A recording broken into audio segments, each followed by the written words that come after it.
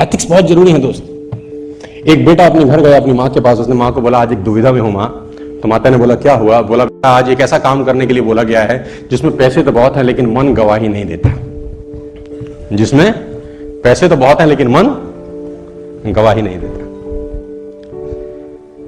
माँ ने बोला बेटा मैं इतनी पढ़ी लिखी तो हूं नहीं कि तुझे सलाह दे सकूं, लेकिन एक बात तो मैं जानती हूं कि रोज सुबह जब मैं तुझे घर में जगाने आती हूं ना, तो बहुत आराम की नींद सो रहा होता है।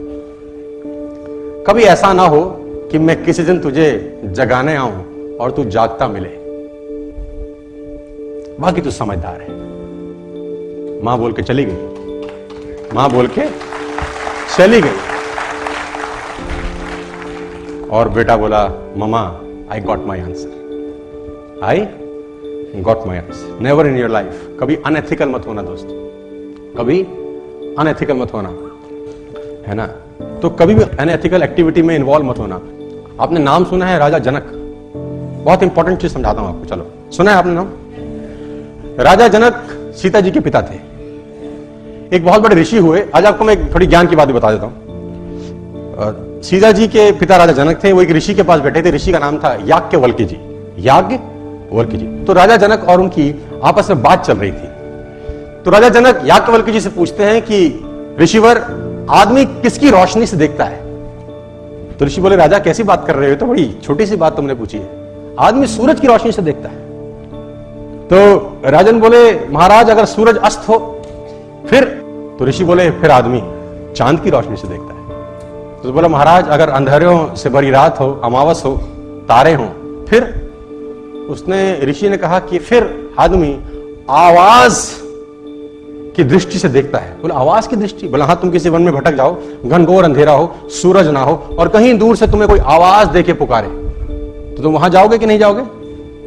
आवाज से दिखाई तो नहीं देगा, मालूम चल जाएगा कि कहां जाना है। तो फिर बोले अगर कोई आवाज भी ना हो, सूरज भी ना हो, चांद भी ना हो, तारे भी ना हो और आवाज भी ना हो, फिर आदमी किसकी दृष्टि से देखेगा? तो ऋषि ने बोला फिर आदमी आत्मा की नजर से देखेगा, जो कि होती नहीं है। और बड़ी अच्छी लाइन उन्होंने लिखी, मैं आपके लिए लेके आया हूं।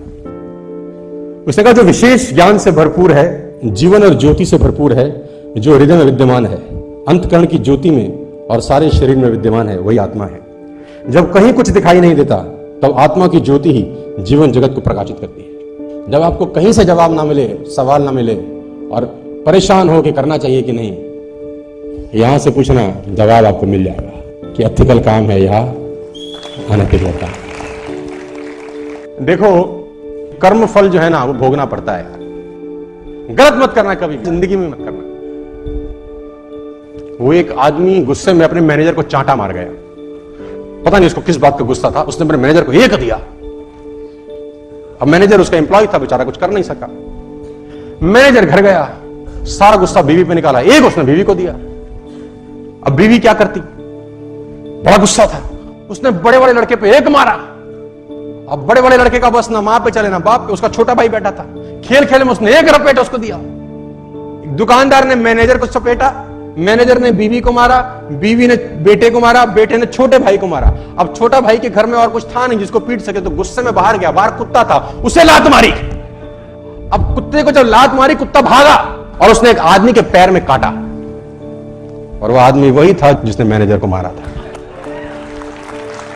तो मैं आपको बता दूं, एक चांटा भी किसी को गलत मारा तो कर्म फल तो भोगना ही पड़ता है सर।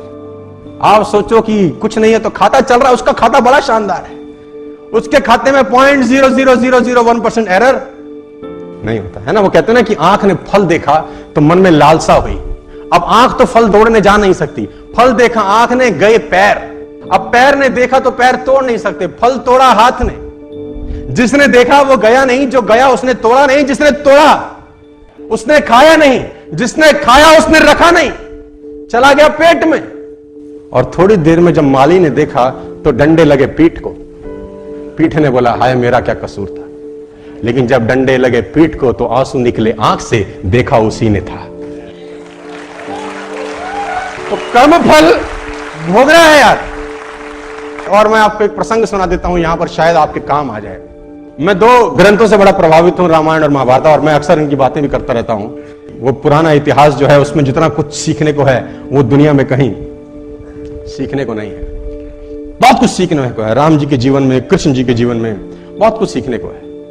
और रामायण एक ऐसा ग्रंथ है जिसमें एक एक चीज सीखने को है। मैं कभी कभी कुछ लेडीज से बात करता हूं, हम तो बहुत दुखी हैं जी, पति बेकार मिला है, बच्चे नालायक हैं। मतलब मेरी बात को अदरवाइज मत लेना, 70 to 80% पुरुष भी मिलते हैं रोते, महिलाएं भी रोती मिलती हैं। मैं आपको बताना चाहता हूं, जितनी भी महिलाएं, बहनें, माताएं यहां पर बैठी हैं, सीता जी के पिता थे जनक, और बहुत बड़े ज्ञानी कहा जाता है। जिनके घर में शादी हुई, ससुर से दशरथ, जिनके बेटे खुद भगवान हुए, और जिनसे शादी हुई वो स्वयं भगवान। जितना दुख उन्होंने भोगा है तुम में से सब मिलके भी नहीं भोग पाते। तो रोने का जरूरत नहीं है। हाय हाय हाय हाय, दुख ही दुख है।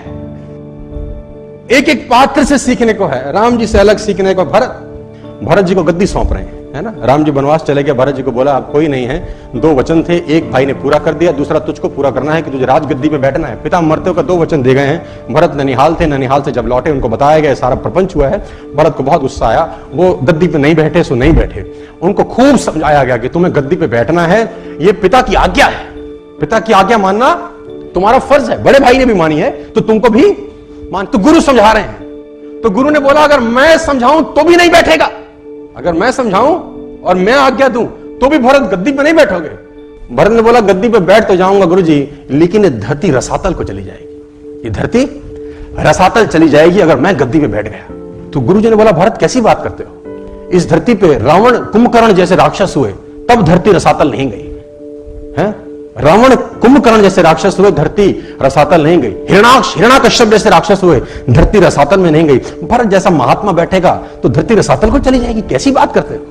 भरत ने बोला महाराज, कुंभकर्ण रावण का भार धरती माता सहन कर लेती है क्योंकि उसको पता है कि राक्षस है।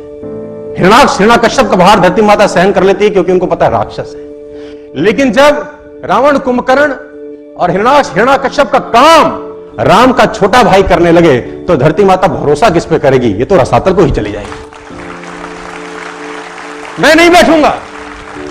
वो नहीं बैठे सो हमारा तो 4 इंची दीवार इधर उधर हो जाए बस, भगवान कसम कोर्ट केस हो जाते हैं। इसीलिए आपकी हमारी चर्चा हमारे जाने के बाद नहीं होगी, युग बीत गए हम उनकी बात कर रहे हैं। यार ऐसा कुछ करके जाना चाहिए।